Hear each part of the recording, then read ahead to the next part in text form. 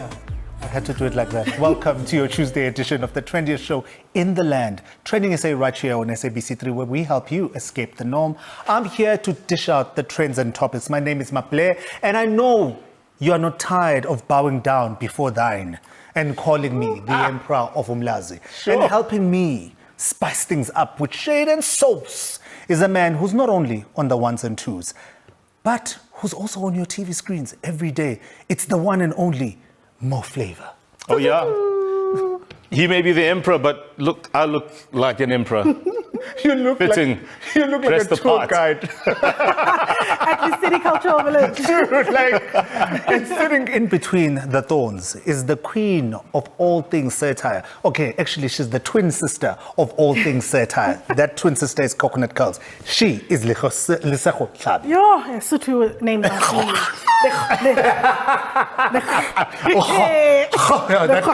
That got me there. Guys, it's time for Top Trends.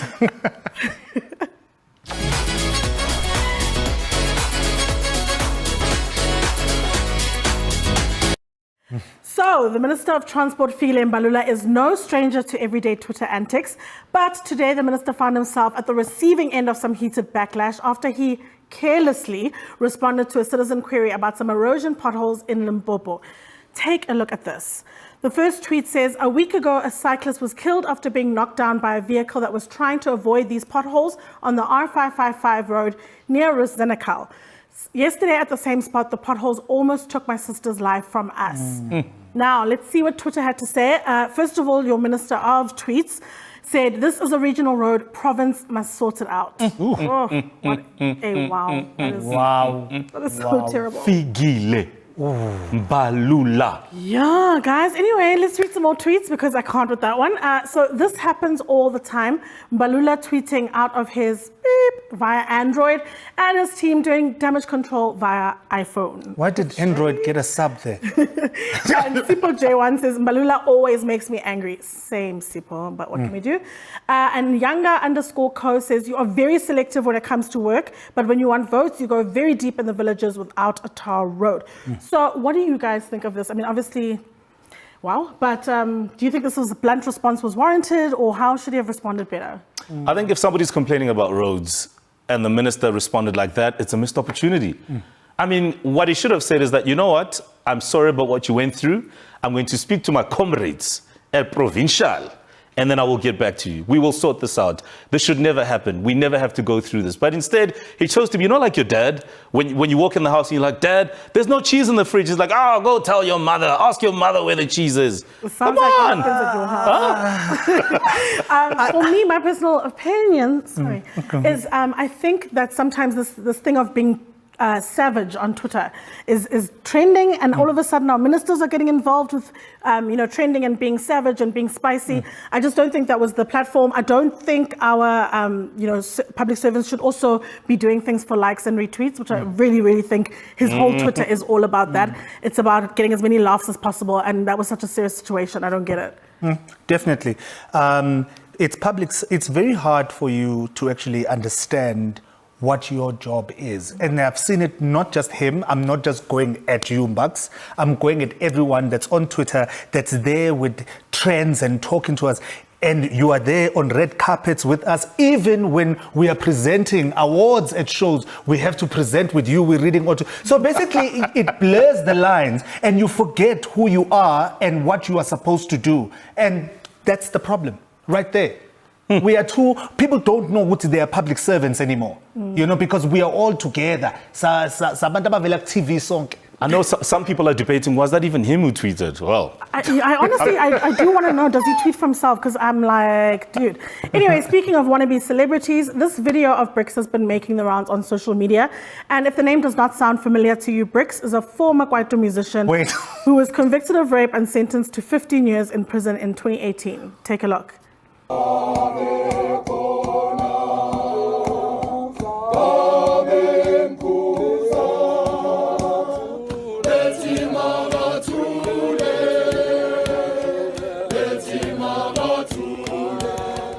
Oh, that's church right there. Tweebs had a lot to say. Cuddles said this, I hope he is rehabilitated and comes back to be a positive member of society. Lorang_ edit this. This video is a preparation for parole. This is a publicity stunt. Rehabilitation is a long and hard process. I doubt he's near ready to be trusted around small girls and vulnerable women. Well, I completely agree with Lorang. I think it's a deliberate act to get public sympathy. I'm not sure if he's preparing for parole or if he's preparing to apply for it, but to me, this is just a ploy to get public sympathy. It's like, who needs to see this? Who released this video? Why? Especially given the crimes that he committed. You know, when I saw this video, I thought to myself, okay, well, this sort of stuff always happens in prison. We've seen so many videos, even documentaries where inmates are shown with their extracurricular activity and church groups and bands and all of that. So it didn't surprise me. Was it a moving song? Absolutely. Does it change the fact that they're criminals? Absolutely not. And I don't know what's going to come out first, the album or the criminal. We'll see. Oh my God. I'm a firm believer of our system of correctional service. We take people there to actually be rehabilitated and put out back into society to actually carry on with their lives. But my problem is the nature of his crime. I just personally cannot forgive Briggs for the crime that he committed. I cannot trust him around the young women in my family. You know, so the nature of the crime, I'm very worried about him coming out and saying he's rehabilitated. Yeah, well, I don't know. Some people might think it's the usual, and we'll see. Maybe some do actually think it's quite weird. Well, is it not weird that there's TikTok in prison? Is that not a thing, though? Why is it so many TikToks coming from prison and no one's saying anything? They have smartphones in there. No, guys, but they have social media? No, they have smartphones. They are on WhatsApp, they are on Twitter. Nah, that ain't right. That ain't right. Maybe half of your followers are actually from SNC. I mean, no, they're not. I mean, it's totally unfair that you can trend from prison. You can go viral from prison, while the rest of us who are free, can't even go viral. I don't understand. I'll teach you. Please do. Well, if you ever needed proof that the world is getting weirder and weirder by the day, this next story surely does do the trick. So, hashtag Soldier Boy popped up on the timeline after the Crank That Hitmaker posted this. So, rap game faker than WWE. Well, WWE superstar Randy Orton didn't take this too kindly and responded with this. It's like a smackdown. Does the rap game take years off your life and leave you with the countless injuries and debilitating pain? Oh, well, maybe just stick to super soaking beep or whatever it is that you did 15 years ago. Randy came back. They don't call him T-Bar for nothing. He dropped bars. I don't know what wrestling move that is, a DDT, I don't even know. Anyway, soon after that exchange, this whole debacle between the two got into a heated debate. It was a back and forth, and it subsequently led to the most unlikely rivalry that the streets has ever seen. And you did not get left out. The timeline was ablaze. Cupid Stunt 1980 had this to say: you think they're fake walk into a wrestling locker room and say man to man? While Isaac Bowie differed and said this: according to statistics, people are quite likely to die in the rap game. So to be fair, this is a mismatch. Not to undermine your pain, the pain that you go through, Randy, but depending on the rapper, their lifespan might be very short. Sandy had this to say: Soulja Boy beefing with Randy Orton is the kind of drama that I need. That's me right here. Soulja Boy wants the smoke. Well, we all want a bit of entertainment. So, this whole Soulja Boy and Randy Orton thing, it's a strange beef. It's very unexpected, but also not uncommon for superstars not to see eye to eye. Battle lines are drawn, and we've seen this over the years, guys. And I'm just wondering, which celebrity beefs have had you sitting there with a bowl of popcorn thinking, okay, I'm on the couch, let's go, baby. And whose side were you on? It was Vusi Tembekwayo and Sizwe Dlomo. That was a smackdown for real. And I was on Sizwe's side. The reason why I was on Sizwe's side, it was because Sizwe was baiting him and he was taking it. And then he would go, like I remember there was a part where he was in the car saying that if you're gonna come for a king, you better make sure that you strike him once, because you only get one blow. I was like, Sizwe, say something else again. Like, I loved it. I loved it. Come on, Sizwe, please say something else again. You just have to wait. It happens quite a lot. But AKA and Burna Boy is my personal beef that struck my heart really badly. I had tickets to Burna Boy. Oh my God, we were going in Pretoria. I don't even know whose side I was on because now, let me tell you something. I was on Burna Boy's side at first, realized he took something that wasn't even really true and ran with it. Although I do think South Africans have a xenophobia problem, but that's a story for another day. I think reacting to something that's not true and then hyping it probably got him a bit mad. I don't like how AKA reacts to anything in general, so that was a bit. But I just wanted to go to a concert. I just wanted to see Rob Ray. Shame, Rob Ray. Shame, and it There was didn't no happen. It didn't robbery. happen. I have to get my tickets back, yo. Guys, how can we forget Prince KB and DJ Maphorisa? That beef.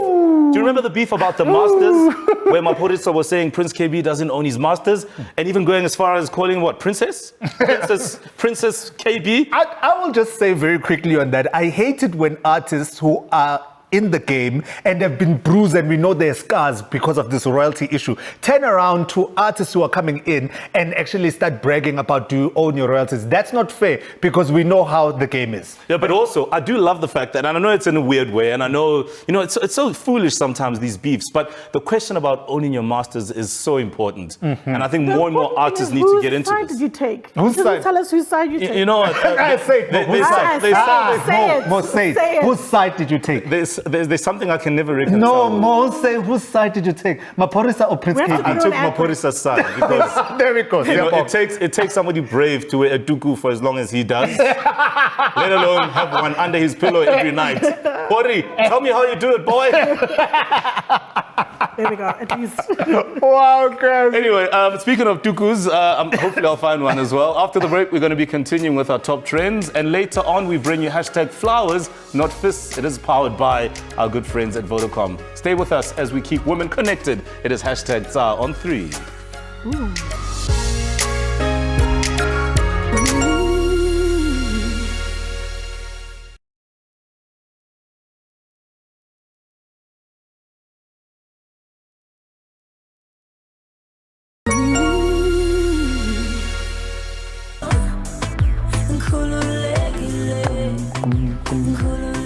You never ever dance during these moments when you come back. I'm always looking at you like brothers. Anyway, welcome back to TsA on 3. From giving us a front row seat into her multi-millionaire lifestyle and signature line, is a rap. Hashtag Shoni Mkhize popped up on my timeline after popular SABC1 drama Uzalo announced its upcoming season 7 with a star-studded lineup, which includes reality TV star Shoni Mkhize, who's set to make her acting debut on the much-loved TV show. And we do have some questions, but in a released press statement, the elated Mam Mkhize is going to portray a mysterious, wealthy woman who has her eyes set at the local church. However, tweets were kind of conflicted with Mam Mkhize joining their popular daily drama, and they had this to say. Utholosa said, there are so many talented actors and actresses out there for Mam Mkhize to just waltz into the production of Uzalo. Industry bosses must really do justice to those out-of-work individuals and stop licking too of influencers. Then Hunse said, I'm glad Mam Mkhize is joining Uzalo. I hope she's gonna shake Mango because she's been sleeping on her role. We know she's capable of giving us more than she's giving us now, but she's holding back. Sia had this to say. Mam Mkhize woke up and decided to be an actress. You, on the other hand, you study and all, but still can't even get a single gig. Kumnandi ukuba nemali kaBig Zulu. Sure. Yeah, no, things are happening there on these Twitter streets. Well, Mam Mkhize is known for her ostentatious display of opulence, and tweets on social media have been lapping it up. We've been all just taking it in. But with all the money she has, I mean, surely she could have maybe, I don't know, bought herself a whole production company, a whole studio, scripted the whole thing herself. Is it a matter also of saying, well, you know what, it's never too late to follow a passion, a dream, or something you've always wanted to do? Yeah, I think first of all, props to her for being, I'm not actually even sure how old she is, so I don't want to be like being old, maybe she's not, and following your dreams. But also the thing is, being a person in this industry or in any industry, just because of the way that people know you or the way you came in, doesn't mean that's all you want to do or that's all you're qualified to do. Maybe she has some sort of acting diploma from AFTA, who knows? Yeah, because I'm also thinking, does she want to be the next best actress? Does she want to win SAFTAs and all those awards? Or is she doing this because as a businesswoman, she probably must have had it tough. I mean, I've had many interviews with her where she speaks about how tough it is to be a woman in the world of business. So I think this whole thing of acting and entertainment is like escapism. It's like, whoa, I'm on a holiday. I mean, all I'll say to Mamkhize is that, girl, do whatever makes you happy. Yes. You are in this entertainment industry. I don't know how many times people told me, with all the things that I've done in the industry and excelled at them, and they've always said, pick one thing, my play. You cannot confirm me. I can decide tomorrow that I want to be the next Zakumi, and I will do it because it's my life. Mamkhize, do whatever you want. Next, record an album. That's the thing. And please feature you. Feature me. Anyway, from my mom's best friend to the next story. The noose is finally tightening around the public protector's neck after hashtag Busisiwe popped up on my timeline. And it seems as if advocate Busisiwe Mkhwebane's days as the public protector are outnumbered. This comes after a lengthy and strenuous legal battle put forward by several political parties, judicial houses and civil organizations instituted a call to finally have her removed from office. And of course, in a well-detailed report sitting before an independent panel in Parliament, Mkhwebane is also being accused of various allegations. They include incorrect interpretation of the law. I mean, that is damning, patent legal errors, and a lack of skill to perform her duties. So, okay, well, standing by to help us understand this a little bit further and a little bit deeper is advocate Lukhanyo Vangqa. Sorry, it's not because I can't pronounce it, it's because the name was not popping up on screen. That's not okay. Anyway, political analyst and social commentator Lukhanyo Vangqa is joining us right now on Skype. Hello, how are you? Hi guys, I'm good, thanks. How are you guys? Good, thank you so much. Okay, so we only have a short time with you, so hopefully we can get some questions answered. But after months of litany of court cases and fitness to hold office is being questioned, do you think that this year is finally the year that Mkhwebane falls on her sword and gets ousted? Definitely not. The report that you referred to itself said that this matter is destined for the highest court in the land, that being the Con Court. This matter will be fought in the courts, in Parliament, on our Twitter streets, in newspapers, and everywhere else. It will be an intrigue that will continue for some time to come, unless she quits. I mean, let's be honest, Mkhwebane's removal from office raises many questions regarding the integrity and the reputation of this very important office of the public protector as an independent Chapter 9 institution. How does this institution that needs to be protected so much redeem itself from all of this, the political interference, and actually restore some sort of integrity within the public?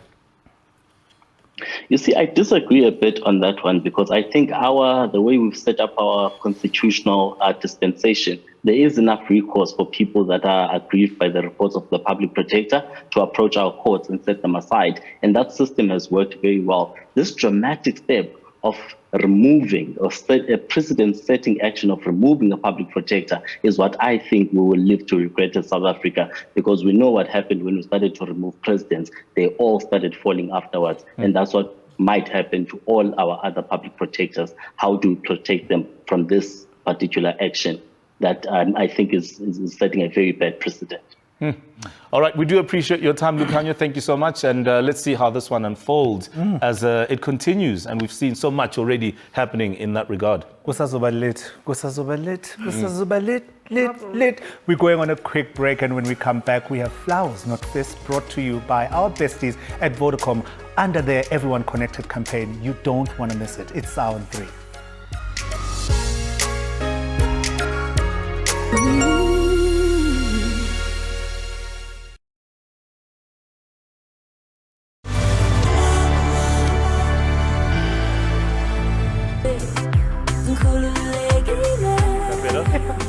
Yeah. It is. It actually is. I'm trying. Welcome back to #TsA on 3. Now, let's face it, we all want light in our lives, and Vodacom is connecting more and more women to the light in their time of need, and is urging more and more people to be intentional in helping tackle the scourge of gender-based violence.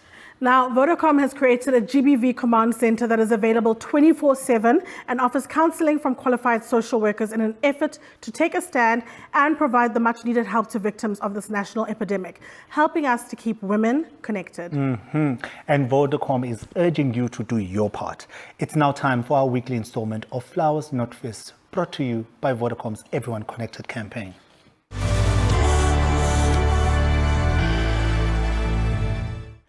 So, over the weekend, Euphonic allegedly falsified and deliberately shared his rape accuser's personal information online, causing a social media uproar. But what caught my attention was when his ice boy went a step further by sharing this now deleted tweet.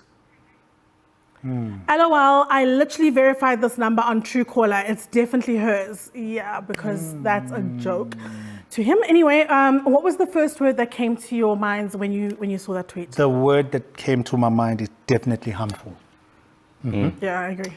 I think the word for me has to be abusive. Very violent. And for me personally, and I'm very familiar with this in a personal experience, but apologist is the word that comes to my mind. It is very apologist. So, I mean, there's no denying that social media has offered us the opportunity to create these communities, to engage and challenge each other's perspectives. It has also allowed us to hold out space for people in moments of absolute necessity. But as we all have come to realize, it can also be a playing ground for people to give, this benefit of the doubt to the people whose public opinion and even law deemed undeserving. And tonight on #Flowers and Fists, in our installment, we're going to be looking into rape apologist behavior and exactly what that is. Take a look. A rape apologist is someone who waters down the experiences of a rape victim. They look at them and they suggest that what they went through isn't a big deal. In addition to this, they pretend that the perpetrator is innocent, and because of this, they're less sympathetic or compassionate towards the rape victim. So we've come up with a couple of scenarios that demonstrate the sort of language that is typically associated with apologists. Check out this scenario. Dude, I just heard that our boy has been accused of sexual assault. Someone is claiming that he forced himself on them. No ways, dude. We know him better than anyone. There's no way he would do that. It doesn't even matter. You know what they say, right? He's innocent until proven guilty. Well, I gotta say, that one deserves this. Sexual assault apologist. So guys, what about this scenario? So, did you hear what Tammy was accused of? Some hun said he spiked her drink and coerced her into having sex with him. I know she wanted him. Trust me, these girls are wilding these days. These huns will do anything for likes. They just want attention and sympathy. And he's a boy, mate. Guys, and we know that this is definitely sexual abuse apologist. And let's check out one more scenario right here. So apparently someone has come forward to speak out about the rumors that were circulating about Tammy 10 years ago. You know, the ones about him physically abusing his partners. I honestly don't know why people hold on to things. It happened years ago. They must just let it go already. He's probably not even the same person anymore. And that, of course, makes this scenario a physical abuse apologist. So now that we have the vocabulary to define and explain rape culture, if you find tweets, comments, and conversations that are parallel to the examples that we gave you, then please know that they are all abuse apologists. And, the bottom line is this, guys. If you hear something, you got to do something. And remember, you can download the free Bright Sky app, or you can call Vodacom. They have a GBV command center that is 0800 GBV 428 428. It's available 24 hours a day, 7 days a week for support. So that's how we wrap up today's installment of TrendingSA right here on your home of all things entertainment. But we will see you tomorrow with more trends and topics. So from us, good night, Mzansi. Good night.